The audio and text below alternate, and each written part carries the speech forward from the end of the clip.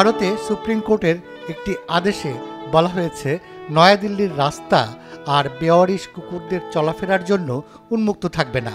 শিশুদের কামড়ে মেরে ফেলার মতো কিছু উদ্বেগজনক ঘটনার রিপোর্টের পর আদালত স্বপ্রণোদিত হয়ে এই বিষয়টি আমলে নেয়।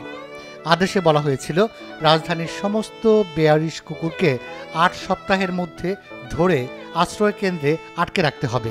উল্লেখ্য ২০২৩ সালে হায়দ্রাবাদে ৪ বছর বয়সী একটি শিশুকে একদল কুকুর নির্মমভাবে আক্রমণ করে মেরে ফেলার পর কুকুরের আক্রমণ নিয়ে ভয়াবহ আতঙ্ক ছড়িয়ে পড়েছিল।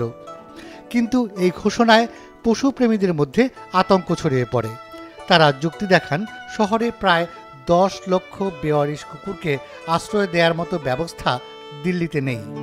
বাংলাদেশের একমাত্র স্মার্ট সিটি বসুন্ধরা এখন আরো নিরাপদ, আধুনিকতায় আরো এক ধাপ এগিয়ে। তবে বাস্তবে দেখা গেল যারা মঙ্গল কামনা করেন অর্থাৎ ভালো কিছু চান তারা ঠিকই একসময় তা পেয়ে যান। দেখা গেল দিল্লির বিচারকদের একটি বিশেষ বেঞ্চ বিষয়টি পর্যালোচনার পর আগের নির্দেশের উপর স্থগিতাদেশ জারি করেন এবং একটি সংশোধিত রায় দেন। নতুন রায়ে স্পষ্ট করে বলা হয় কর্তৃপক্ষ প্রথমে বেওয়ারিশ কুকুরদের ধরে নিয়ে গিয়ে স্টেরিলাইজ ও টিকা দেবে এবং তারপর যে এলাকায় থেকে তাদের ধরা হয়েছে সেখানেই আবার ছেড়ে দেবে। শুধুমাত্র জলাতঙ্কগ্রস্ত বা অতিরিক্ত আক্রমণাত্মক বলে প্রমাণিত প্রাণীদেরই রাস্তা থেকে সরানো হবে।